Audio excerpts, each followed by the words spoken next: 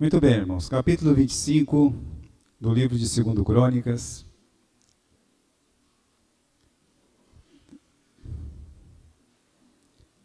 Versículo 7. Vamos lá. Porém, um homem de Deus veio a ele, dizendo: Ó rei, não deixes ir contigo o exército de Israel, porque o Senhor não é com Israel, nem com os filhos de Efraim. Se, porém, fores, faze-o, esforça-te para a peleja. Deus te fará cair diante do inimigo, porque força há em Deus para ajudar e para fazer cair. E disse Amazias ao homem de Deus: Que se fará, pois, dos 100 talentos de prata que dei às tropas de Israel? E disse o homem de Deus: Mais tem o Senhor que te dar do que isto. Oremos. Senhor, agora, ó Pai, nós pedimos que o Senhor abençoe esse momento da palavra. O Espírito Santo possa estar trabalhando e falando pela boca do seu servo. Nós te agradecemos de ter esse momento, de ter essa casa, para poder ouvir, falar, poder abrir a Bíblia em paz.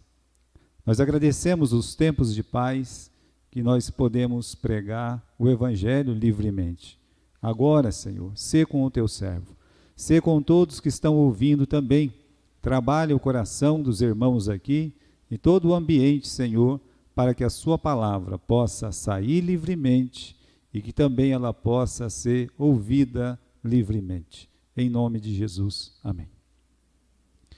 Irmãos, hoje eu queria falar dessa frase que é dita aí no versículo 9, quando o profeta de Deus, o homem de Deus, ele diz para o rei Amazias: mais tem o Senhor que te dá do que isso. Deus tem mais a me dar. Deus tem mais para te dar.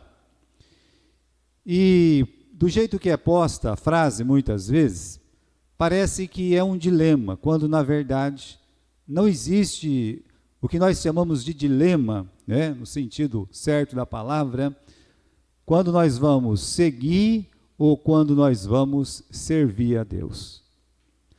Na verdade, seguir ou servir a Deus é uma decisão espiritual, é uma decisão de amor, é uma decisão de fé. E se é uma decisão de amor, é uma decisão de fé, então não pode ser um dilema. Porque uma decisão de fé, uma decisão de amor, é um ato prazeroso, não é um ato forçado. E a gente vai ver que aqui nessa frase, quando o profeta olha e diz: olha, não manda esses soldados para a guerra, manda de volta para a casa deles. E o rei diz: não, mas eu já paguei muito dinheiro. E o profeta retruca e diz: olha, Deus tem mais a te dar do que isso. Então, para o rei, nós vamos ver que vai ser um dilema, quando na verdade não deveria ser um dilema. O crente tem que crer em toda e qualquer situação. Quando ele é posto contra a parede, quando ele está ali numa situação difícil, quando ele é tentado pelo diabo, ele tem que entender que Deus é soberano e que Deus está no comando e que sempre Ele vai fazer mais. Ele tem muito mais a nos dar do que aquilo que Satanás coloca na nossa frente, ou a gente, numa situação desconfortável que nós mesmos nos colocamos, então eu preciso tomar uma decisão, quando na verdade eu já sei o que eu tenho que fazer. Então são 3 perguntas aqui, primeiro, que eu queria responder, dentro desse texto, quem é que falou isso? Para quem isso foi dito? E a terceira pergunta, irmãos, é quando essa frase ela foi dita. Então, quem é que disse essa frase? Qual frase? Olha, Deus tem mais a te dar do que isso aí. Quem disse? A palavra de Deus mostrando aqui para nós, no versículo 7, diz que veio um homem de Deus, um profeta de Deus. Repare, irmãos, que nem o nome desse profeta é posto para nós. Mas ele disse uma frase muito importante, para não dizer assim, impactante, correto? Então essa frase, Deus tem mais a te dar do que isso. Isso representa, mais do que o profeta está falando, a pessoa do profeta. Representa para nós aquela voz interior, representa a voz de Deus, representa o que Deus fala na nossa consciência. É a voz de Deus muitas vezes para o crente, quando ele está naquela situação que nós já colocamos, uma voz necessária, sempre tentando nos levar a fazer a decisão certa, ou a única coisa certa a ser feita. E como eu disse, irmãos, às vezes o cristão, por escolha própria, ele se envolve em situações que lá na frente ele é obrigado a tomar uma decisão. Aí é um dilema, correto? Porque ele se colocou naquela situação e não deveria ter se colocado naquela situação.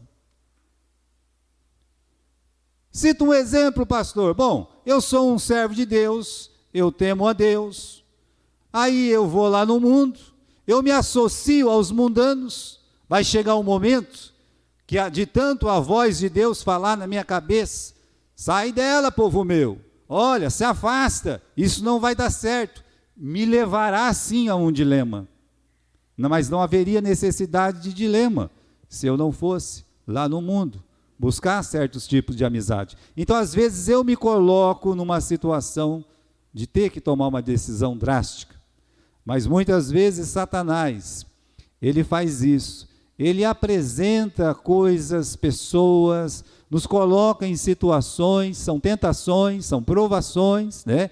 E aí então você vai ter que tomar uma decisão, correto? Nessa decisão eu nem chamaria de dilema, porque você já sabe o que você tem que fazer, correto? Nós vamos chegar lá. Então quem disse? Esse homem de Deus que representa a voz de Deus na nossa consciência. E para quem ele disse isso? O rei Amazias, ele não é um rei conhecido como os outros, mas foi para o rei Amazias que foi dito. Talvez se eu falasse o Davi, muita gente conhece o Davi. Se eu falar do rei Salomão, tem até filme do rei Salomão. Alguns reis realmente ficaram famosos, mas o Amazias ele não é tão famoso assim. E por ele não ser tão famoso assim, né? Por que será que Deus disse isso para ele, né? Mas vamos ver já já em quais circunstâncias foi dito. Mas Amazias, até que ele não começou mal, o pai dele foi assassinado, e ele subiu ao trono já com 25 anos, e ele com justiça ordenou que fossem punidos com a morte os assassinos do seu pai. Só que alguns, por vingança, matava pai, matava mãe, matava filho, toda a descendência. Ele não. Ele disse, eu vou cumprir a palavra de Deus. A palavra de Deus diz que os filhos não devem sofrer os castigos por causa do erro dos pais. Então, só os pais serão punidos. Então, aí, nesse caso, os agressores, aqueles homens maus, eles foram punidos. Mas os filhos não. A Bíblia elogia ele por esse passo. Aí ele começa, meus irmãos, assim, por ele ser uma pessoa muito vaidosa, e Amazias era uma pessoa vaidosa, ele começa um projeto de expansão, mas ele sofre alguns ataques no sul, e isso é a oportunidade dele colocar o exército dele na linha, na frente da batalha. Então ele resolve contar aqueles soldados que ele tem. A palavra de Deus mostra para nós aqui, né? Ele conseguiu fazer um exército grande. Dá uma olhada aqui no versículo 5. Amazias o ajuntou de Judá e o pôs segundo as casas dos seus pais, por chefes de milhares e por chefe de centenas, por todo Judá e Benjamim, e numerou de 20 anos para cima e achou 300.000 escolhidos. É muita gente. Ele conseguiu formar um exército de 300.000 soldados para combater aquele povo que estava invadindo a sua terra lá no sul. Então foi um ato corajoso. Ele falou assim, nós vamos enfrentar esses inimigos, nós não vamos correr dos inimigos. Mas aí então ele começa, por causa da vaidade, ele começa a tomar decisões precipitadas, não espirituais.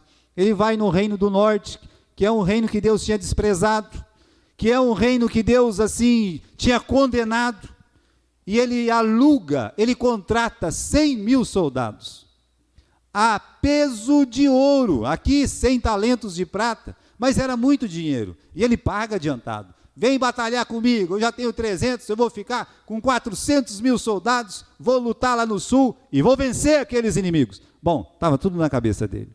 Então ele contrata, os homens vêm, eles vieram, aquela massa de 100.000 soldados experientes, eram guerreiros mercenários, estavam acostumados à batalha, então a vitória era certa. Aí chegou esse momento, irmãos, momento que o profeta fala, olha, manda esse pessoal embora. E ele de fato manda embora, ele cumpre o que Deus diz, ele vai no sul só com os soldados que ele tem, ele vence a batalha, mas ele comete um erro gravíssimo, ele pega os ídolos daquela nação e adora os ídolos daquela nação. Como é que pode uma coisa dessa? Eu também me pergunto, como é que pode? Deus deu uma vitória tão grande para ele, ele até consagra essa vitória para Deus, mas aí ele pega aqueles ídolos e traz para sua casa, ele adora esses ídolos, chega um profeta, e esse profeta fala para ele, olha, é o seguinte, porque você busca deuses deste povo, os quais não livraram o seu próprio povo da sua mão, como é que você pode adorar esses deuses de pau, de gesso, de pedra? Eles não puderam ajudar nem o povo deles. Como é que você adora esses deuses falsos? Bem, aí vem a vaidade do rei. Aí vem a vaidade do rei que olha e disse assim para o profeta, talvez é o mesmo profeta, né, que já tinha conversado com ele antes. Ele olha para o profeta e diz, é o seguinte, alguém pediu a sua opinião? Hã? É assim mesmo que ele disse para o profeta. Alguém pediu a sua opinião? Segundo, você quer morrer? Se você não calar a boca, você vai morrer. Aí o profeta, para não morrer, ele calou a boca. Saiu de fininho, foi embora, e ele todo grande. Ele olhou para o rei do norte, estava zangado, porque os 100.000 soldados que ele dispensou, saiu roubando todo o reino dele. Então ele chegou e disse para o rei do norte, vamos nos encontrar face a face. Vamos ver quem que ganha. Vamos sair na briga nós dois, né? Só que é assim, exército contra exército. O rei do norte até riu, diga, só porque você venceu os edomitas lá no sul, você acha que pode me bater? Olha aí, rapaz, você vai apanhar, né? Não vem que não tem. E ele disse, eu vou porque eu acho que tem. E ele foi, e ele apanhou, e ele sofreu, e ele foi preso. O reino dele foi saqueado, completamente destruído ali os seus muros. O muro da cidade era muito importante naquela época, foram praticamente destruídos os muros de Jerusalém. Uma derrota vergonhosa, ele ficou preso, e depois foram lá e mataram ele ainda, e carregaram o corpo dele no lombo de burro. Essa é a história do Amazias, a história do homem que Deus disse, olha, Deus tem mais a te dar do que isso. Agora, quando é que Deus disse isso? Naquele momento, meus irmãos, que ele ainda era um homem espiritual, que ele estava dando bons passos, quando ele alugou 100.000 soldados, quando ele pagou 100 talentos de prata, que era uma fortuna, aí chega o profeta, o homem de Deus, e disse, rei, manda esses soldados embora, porque Deus não está com esses soldados, já era um motivo suficiente, manda embora esse povo, né?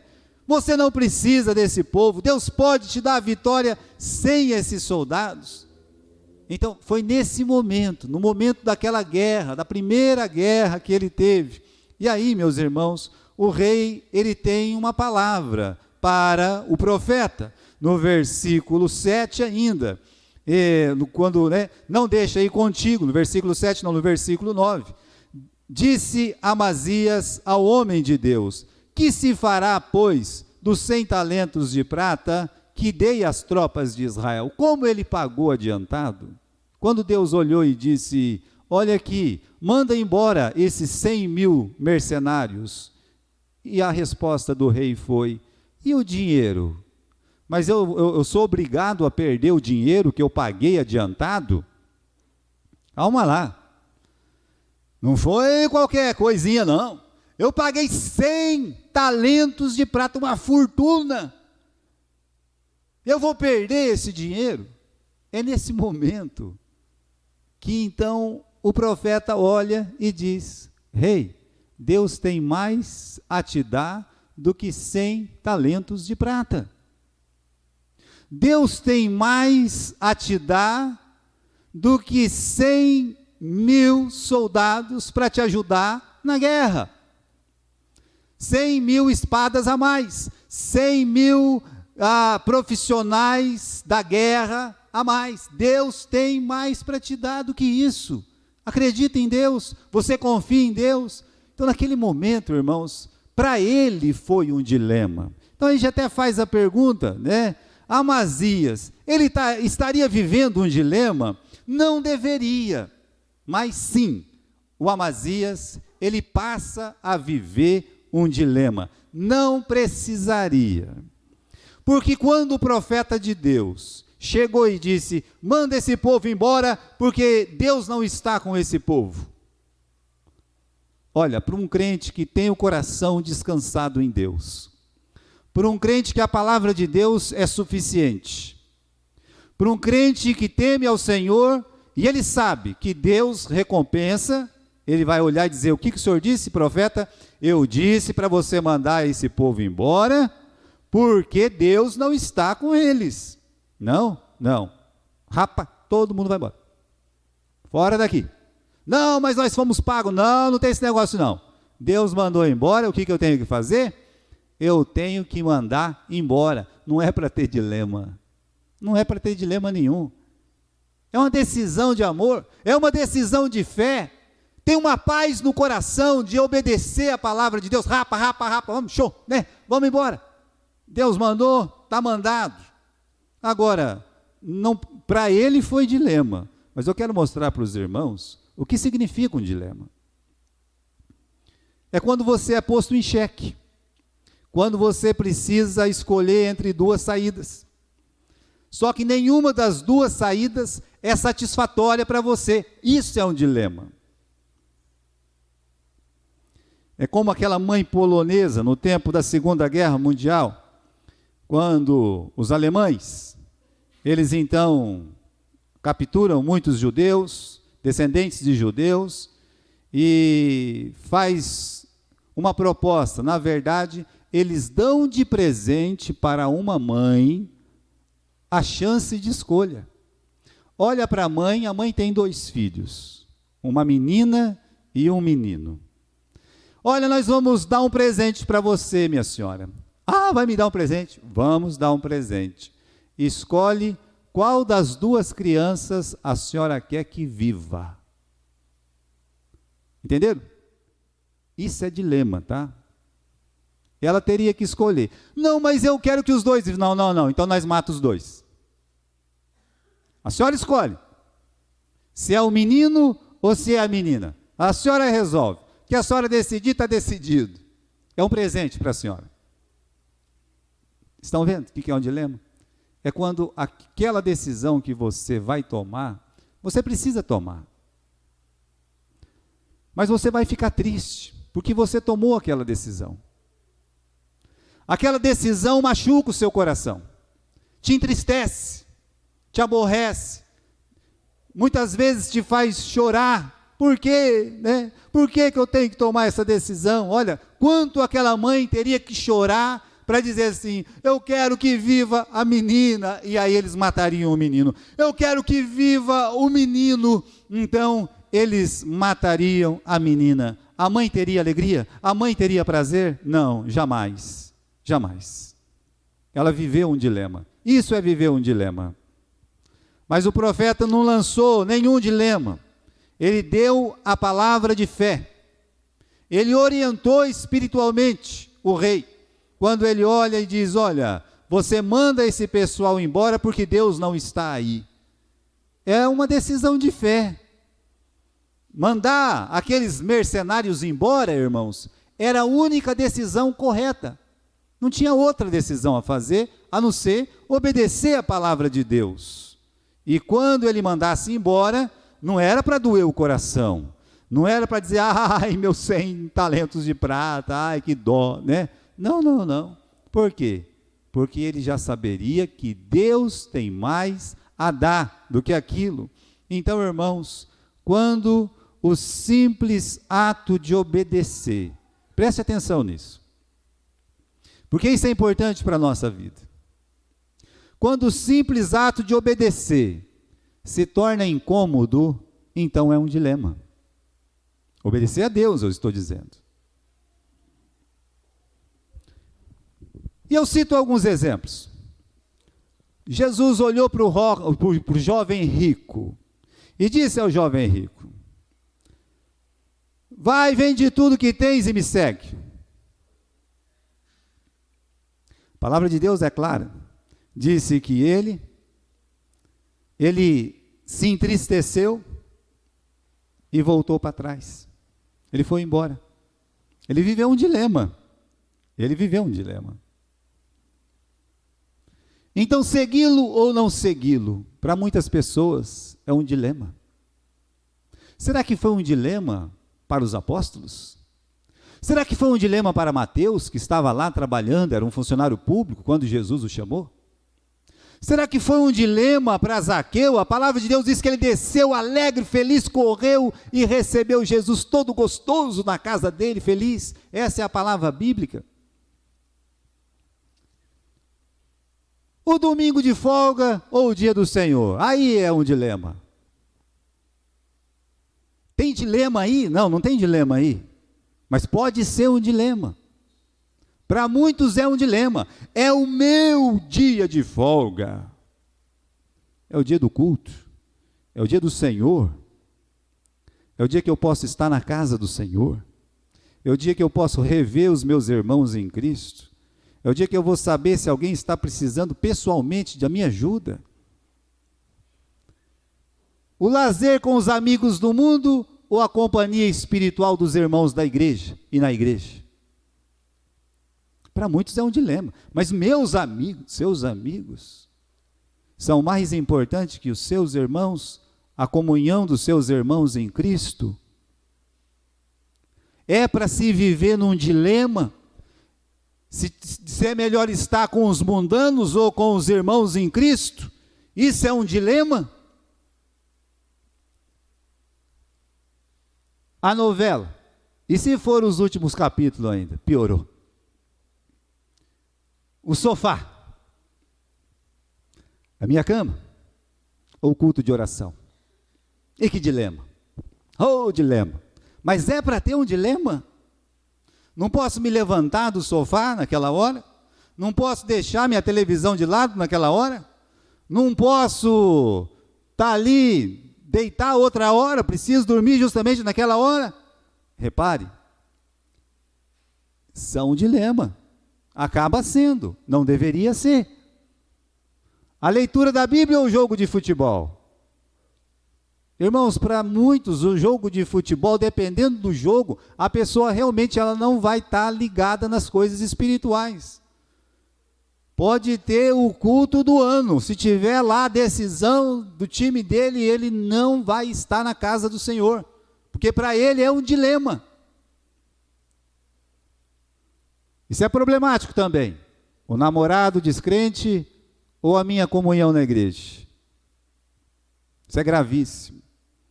É aquela história que nós falamos, indo para o mundo, buscando as coisas do mundo. Chega um momento que a pessoa entra num dilema, e agora, o que eu faço? O mundano, né? Não, mas é o amor da minha vida, né? Mas eu pensava que o amor da sua vida, o primeiro amor, fosse quem? Fosse Jesus. Eu te amo, Jesus.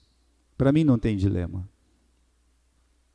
O bom salário no emprego que me afasta de Deus, ou viver com menos e ter mais tempo para me dedicar na obra do Senhor. Isso é um dilema para muitas pessoas também. Às vezes a pessoa já está empregada, mas recebe uma proposta, olha, você quer fazer um bico aqui no sábado, domingo e coisa e tal? A pessoa, ela aceita a proposta, mas ela deveria pensar, não, mas eu tenho que ter o dia do Senhor separado, eu tenho que ter um dia separado para servir a Deus. Eu não posso, não pode ser um dilema na minha vida. Então, irmãos, se qualquer dessas ações for um dilema para você, olha lá, você está precisando orar mais, tá? Lê mais a Bíblia. Lembre-se, no dilema, você nunca estará totalmente feliz. Você vai dar uma chorada, e não é para chorar por causa dessas coisas. Entende? Então, quando o simples ato de obedecer a Deus se torna incômodo, é porque nós vivemos um dilema. Agora, é triste quando a nossa preocupação é a mesma do rei Amazias. Vamos voltar para o versículo 9? Vamos lá para a palavra de Deus? Qual é a preocupação de Amazias? E disse Amazias ao homem de Deus: que se fará, pois, dos 100 talentos de prata que dei às tropas de Israel? Bem, ele sabe o que ele tem que fazer, dispensar as pessoas. Ele sabe até por quê. No versículo 7 está dito por quê. Porque Deus não está com Israel. Então ele diz ao profeta: mas o que vai fazer com esse dinheirão que eu paguei adiantado? Então, irmãos, ele entra em crise. Por isso, não deveria ser, e acabou sendo um dilema para ele a palavra do profeta, porque ele entra numa crise. Mas eu não quero perder o dinheiro. Repare bem, né, no que nós já dissemos. É triste quando a nossa preocupação é o que vou perder e não o que Deus vai me dar. É essa a preocupação? É o dinheiro? É o dinheiro a preocupação? O dinheiro fala mais alto no seu coração muitas vezes, e por isso é um dilema servir a Deus por causa do dinheiro. Foi o caso de Amazias. Estava em jogo o dinheiro, estava lá. Ele falou assim: não, eu não posso perder esse dinheiro.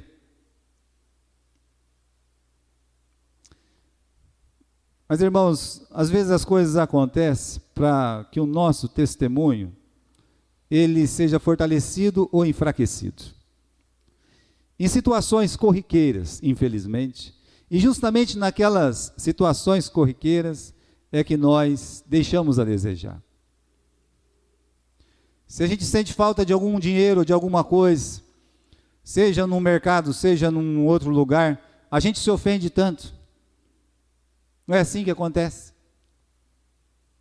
Mas aí talvez seria a pergunta, né? E aí, como é que vai fazer? É o dinheiro? Isso aí é um dilema para você por causa do dinheiro, dos seus direitos? Digo isso por mim, eu não preciso usar outra pessoa. O dinheiro que eu vou perder para sair desse negócio, para sair desse emprego, entra em sociedade com o ímpio, sabendo que o ímpio é um corrupto, muitas vezes. Já vi isso acontecer com o irmão da igreja. E aí o que acontece? Ele tem que sair daquilo ali. Ele sabe que ele tem que sair. Mas ele não sai, mas eu investi muito ali. Ali é uma perdição espiritual. Está vendo? Ele entra num dilema quando não deveria. Por que não deveria? Era só não se ajuntar com o ímpio numa sociedade. Pronto. Aí ele não teria esse dilema. A pessoa, bem, um jovem começa a namorar uma ímpia ou um ímpio, e aí então quando chega aquela hora, é um dilema. E agora? Servir a Deus ou viver com o ímpio? Aí então a pessoa, ela toma a decisão, né? Vou servir a Deus, né? Mas nunca mais eu vou achar uma pessoa como aquela. Nunca mais? Você acha que Deus não tem uma coisa melhor do que um ímpio? Olha o Sansão. Sansão olhou para o pai dele, foi passear no meio dos ímpios lá, e encontrou uma moça bonita, linda, maravilhosa, de cair o queixo. Aí ele voltou para casa e disse: pai, eu quero aquela moça lá, aquela lá, né?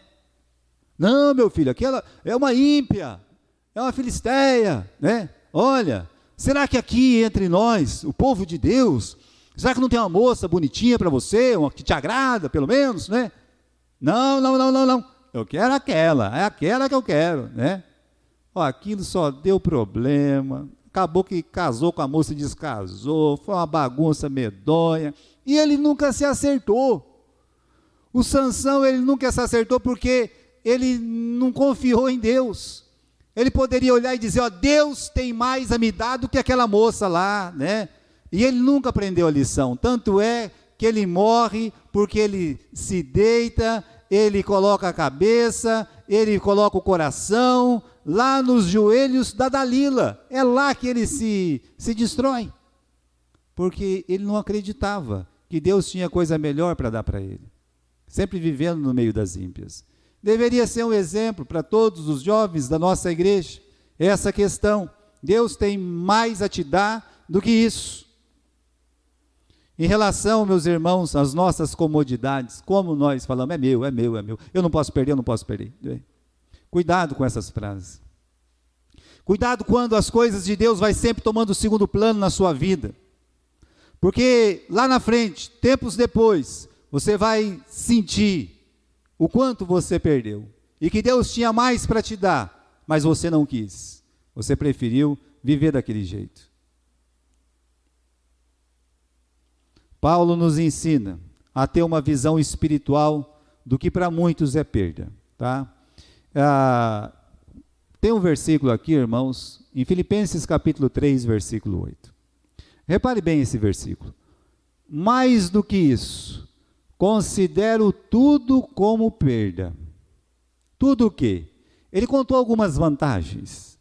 Ele disse que ele nasceu hebreu dos hebreus, que ele estava numa religião lá, os fariseus, e que ele vivia rigorosamente, era uma pessoa importante na sua religião, um exemplo ali, uma carreira brilhante pela frente. Talvez ele seria um dos 70, se já não era um dos 70 escolhidos lá de Israel para servir na sua religião, quem sabe chegar ao mais alto posto lá entre os 70, ou seja, a carreira dele era promissora, perseguiu os cristãos, ia atrás dos cristãos aonde pudesse ir. Então, ele era tido na mais alta estima pelos da sua classe lá, pelos do seu povo, da sua religião. Ele era um homem renomado lá, um homem muito importante, né? Então, muitos gostariam de estar no lugar de Paulo. E muitos estiveram no lugar de Paulo e não trocaram aquele lugar. Mas aí, Paulo, a caminho de Damasco, a luz do céu brilhou para ele mais que a luz do meio-dia, e ele encontrou a Cristo. Cristo o encontrou. Chamou a Paulo. Quem és tu, Senhor? Eu sou Jesus, a quem tu persegues. E ele se entrega totalmente a Cristo. Bom, e agora? O que ele vai fazer daquela posição que ele tinha, da pessoa que ele era, tudo que significava o Saulo de Tarso lá em Jerusalém? Ele cita esse versículo. Ele olha e diz: mais do que isso, eu considero tudo como perda. Tudo isso que eu era antes de Cristo, eu considero como perda, comparado com a suprema grandeza do conhecimento de Cristo Jesus. Olha, conhecer a grandeza de Cristo, o amor de Cristo, conhecer a Cristo para ele era a coisa maior que existia, era incomparável. Sim, Jesus Cristo era incomparável para Paulo, e ele diz: meu Senhor, Jesus meu Senhor, ele é incomparável, por cuja causa perdi todas as coisas. Eu as considero como esterco para poder ganhar a Cristo. Vocês sabem o que é esterco, eu não preciso ficar falando o que é esterco. Tudo que pudesse fazer uma frente a Jesus, tudo que pudesse fazer com que Cristo ficasse ali um ponto de interrogação, é isso ou Jesus? Para Paulo não tinha isso. Ele está dizendo: eu considero perda. Perda. Eu considero como esterco comparado com o que eu ganhei, que é Jesus Cristo. Olha onde ele coloca o Senhor Jesus Cristo na sua vida. Irmãos, às vezes eu vejo testemunho, eu acho que eu já comentei com vocês, seja de crente, seja até de ministro, de pastor. E eu lamento profundamente tais testemunhos. Eu perdi muita coisa para poder servir a Deus. O que você perdeu para servir a Deus? Me fala o que você perdeu. Diz para mim. Vamos escrever num papel e vamos apresentar para Deus aquilo que você perdeu, aquilo que você deixou para poder servir a Jesus Cristo. Mostra para Deus, para ver se Ele aprova o que você ou eu falo. Eu estava numa carreira proeminente e tal, e aí eu estive num dilema, a minha carreira ou o ministério, e chorando escolhi o ministério, como se o ministério fosse uma coisa menor do que qualquer carreira que existisse.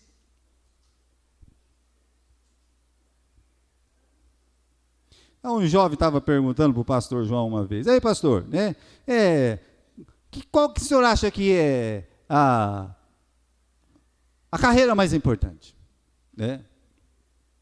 Aí o jovem citou algumas coisas. Olha só, aqui tem engenheiro, aqui tem, né, médico, aqui tem, citou bastante lá. E aí citou o ministério também. Aí ele olhou e disse: você tem dúvida sobre isso? Está vendo? Faz uma pergunta para uma pessoa de idade, ele faz outra, só para confundir a cabeça das pessoas, né? Você vai com uma palavra e vem com 3, né? Aí fica aquele dilema na cabeça, né? Você tem dúvida? Tem alguma coisa mais importante do que trabalhar para Deus? Tem dúvida sobre isso? É verdade, né?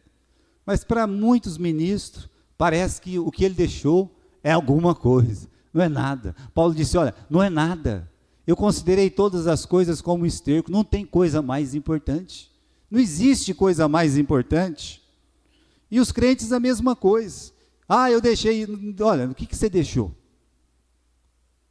Você vai olhar para Jesus e comparar o que você pensa que deixou e comparar com Cristo.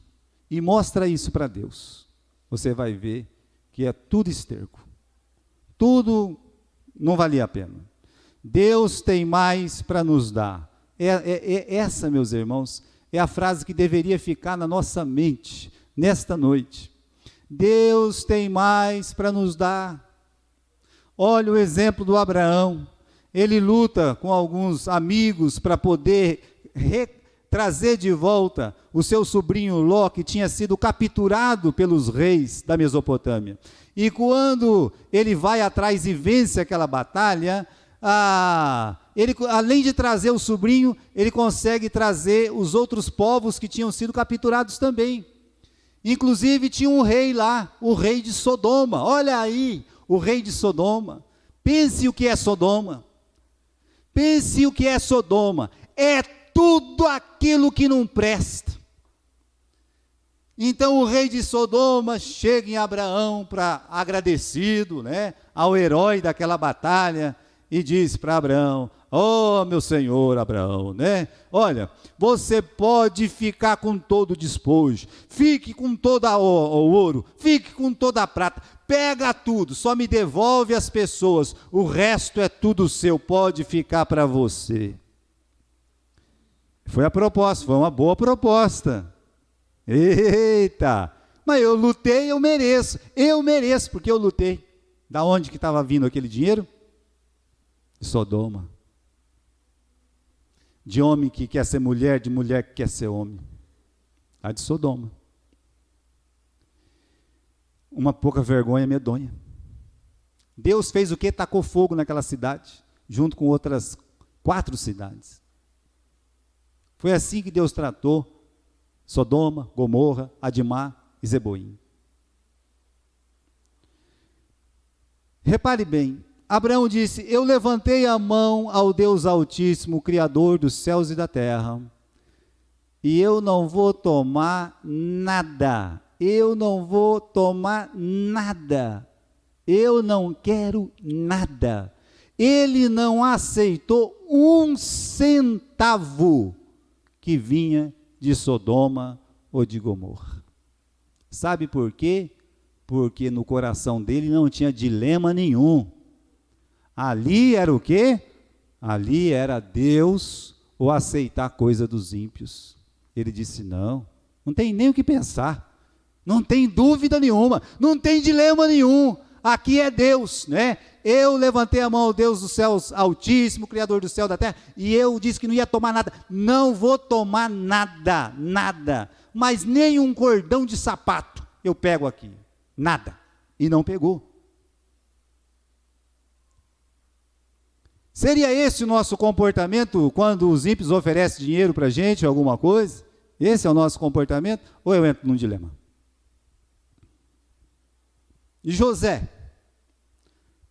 a mulher de Potifar, eu não consigo imaginar a mulher de Potifar um trambolhozinho, né? Uma coisa horrível. Não, eu não consigo, né? Devia ser lá, uma mulher, né? E com aquela força toda dentro de casa, mandando os empregados sair de casa, para ficar sozinha ali naquela casa, dando um jeito de ficar sozinha com José, e se despe toda e fala, José, eu sou sua. Minha não, minha não. Já estou indo embora, né? E saiu correndo, falou assim, não quero nada com isso, né? E ele explica por quê. Ele fala, como eu pecaria contra o meu Deus. Para ele não era um dilema, para ele era o quê? A única coisa a ser feita com prazer, feita com amor. Saiu correndo, foi preso, coitado, ficou anos naquela cadeia, sofreu que só vendo, mas um dia Deus o exaltou, e veio um presente para ele, assim que Deus o exaltou, Deus ainda deu para ele uma esposa que foi mãe de Manassés e Efraim. Veja só, então Deus tem mais a nos dar. Olha o Moisés. A palavra de Deus diz em Hebreus que Moisés, ele escolheu ser maltratado com o seu povo do que ser chamado filho da filha de Faraó, neto de Faraó. Quando tinha que, e aí, você tem que escolher, né? Sim, eu tenho que escolher. E no caso dele, ele até podia viver um dilema, mas para ele não foi um dilema. Ele não saiu chorando da terra do Egito. Ele precisou fugir para salvar a sua vida. Mas quando ele tinha que, está lá, posição de escolha, aqui, esse é o meu povo, essa é minha gente, eu quero sofrer com eles, eu quero morrer com eles, e foi isso que ele fez. Você não vê uma lágrima de arrependimento, de tristeza de Moisés por ter escolhido sofrer junto com o seu povo. Pega uma Ruth. Será que era difícil para Ruth quando ela estava trabalhando de boia fria?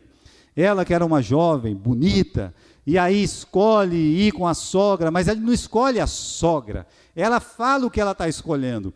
O seu Deus será o meu Deus, o seu povo será o meu povo. Ou seja, ela está escolhendo o Deus de Noemi. E ela não vai triste, eu larguei a minha terra, o meu povo lá atrás, que judiação de mim, eu tinha uma vida promissora com esses meus dotes físicos, esse cabelo bonito que eu tenho, esses olhos bonitos, esse corpo bonito, eu podia ser uma Miss lá em Moabe, todos os homens iam querer casar comigo. É assim que ela faz? Não. Ela vai trabalhar lá de boia fria e sofre. Olha, irmãos, ela encara a coisa. O prazer dela é servir a Deus. Não é um dilema para Ruth, não. De jeito nenhum. Deus tem mais a nos dar. Essa foi a certeza desses heróis bíblicos. Quando a nossa fé nos leva a perder certos relacionamentos.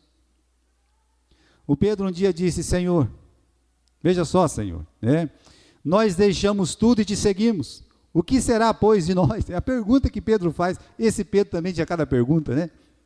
Nós deixamos tudo e te seguimos. O que será de nós, Senhor? Foi quando Jesus disse, olha, não tem quem não deixou a casa, os pais, e deixou isso, etc., tal, campo, tal, né? E não receba 100 vezes mais. Ô louco, ele recebeu tudo isso? Você pode ter certeza. Pedro não derramou uma lágrima por ele ter deixado tudo, deixado aquelas redes, deixado de ser um pescador de peixes ali para ser um pescador de homens.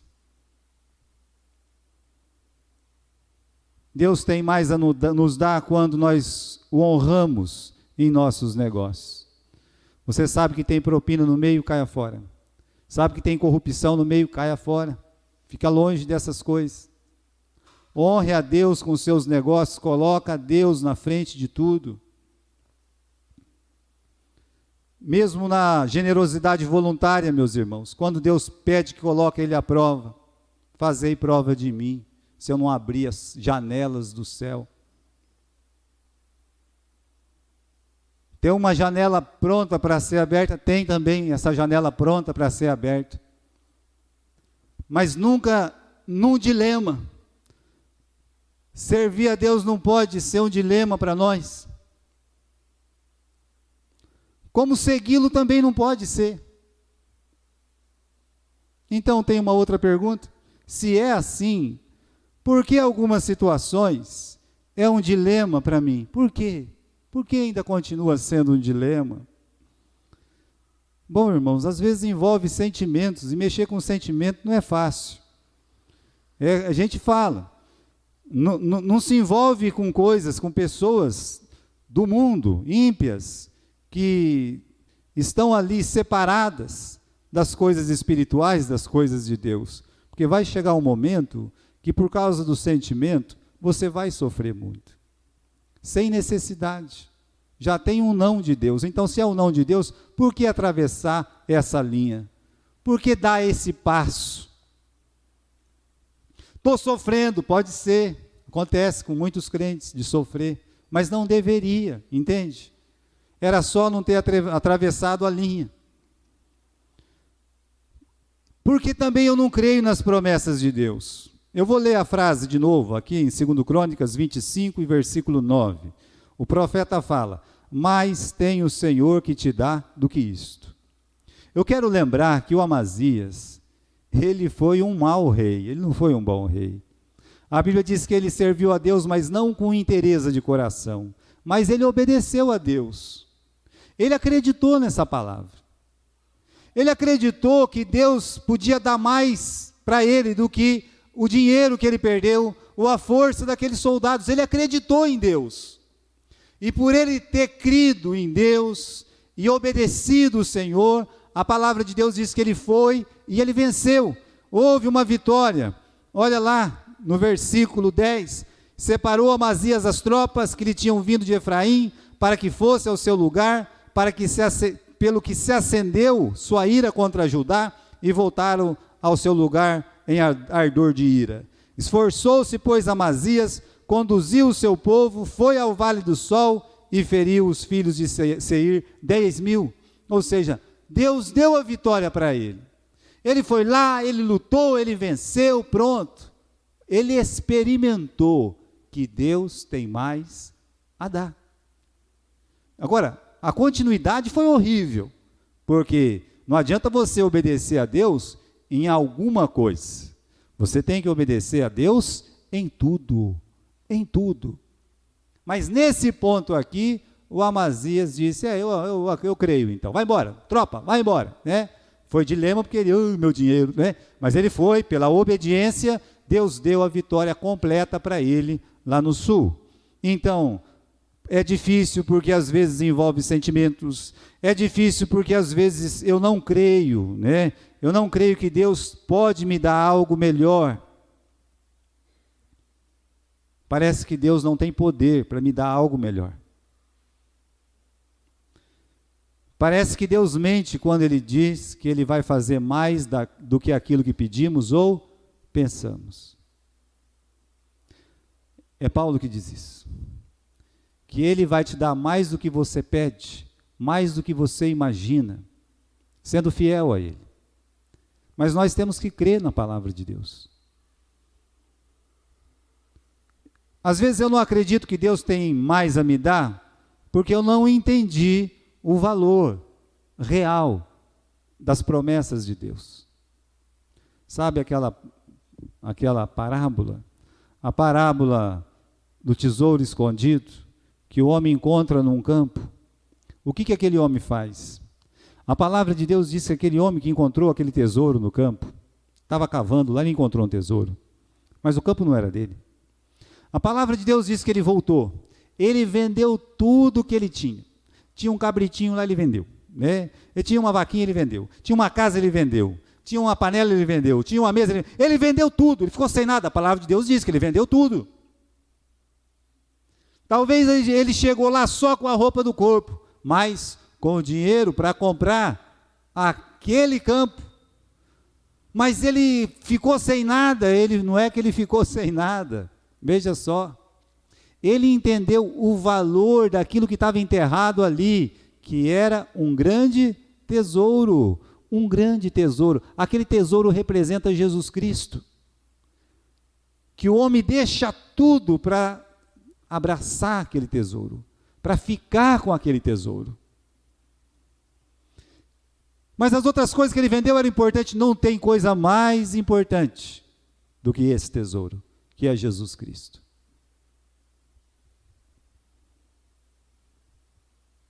Às vezes eu não acredito que Deus tem mais a me dar, porque eu fico olhando o telão do inimigo, o telão do diabo, de Satanás.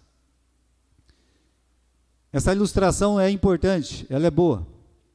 Quando as 12 tribos estavam entrando em Canaã, 2,5 tribos, veja só, antes de atravessar o Jordão, ou seja, antes de ver a terra prometida, eles não tinham visto a terra prometida, Canaã. Eles olharam para Moisés e disseram: Moisés, nós não queremos Canaã, nós não queremos atravessar o Jordão, nós queremos ficar aqui. Queremos ficar aqui nos campos de Gileade, nos campos de Bazã. A gente tem muito gado, olha que pasto lindo, maravilhoso. É como se eles dissessem assim: não tem lugar mais lindo, maravilhoso do que este. Moisés ficou muito bravo, ficou muito triste. Sabe por que Moisés ficou bravo, ficou triste? Porque eles nem tinham visto ainda a terra de Canaã. Eles nem viram. Como é que eles sabiam que ali era melhor?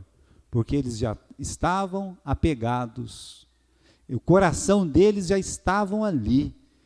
O diabo mostra uma coisa e a pessoa se ilude toda e fica ali e não quer nem ver o que Deus tem para mostrar. Não espera o que Deus tem para dar para ele.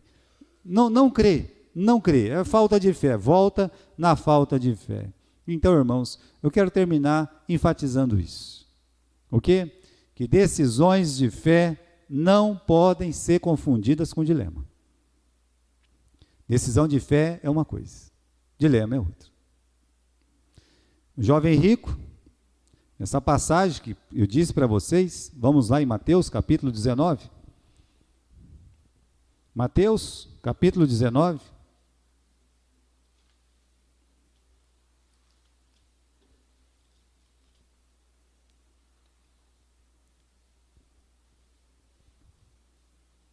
Versículo 16, aproximando dele o mancebo, disse-lhe: bom mestre, que bem farei para conseguir a vida eterna?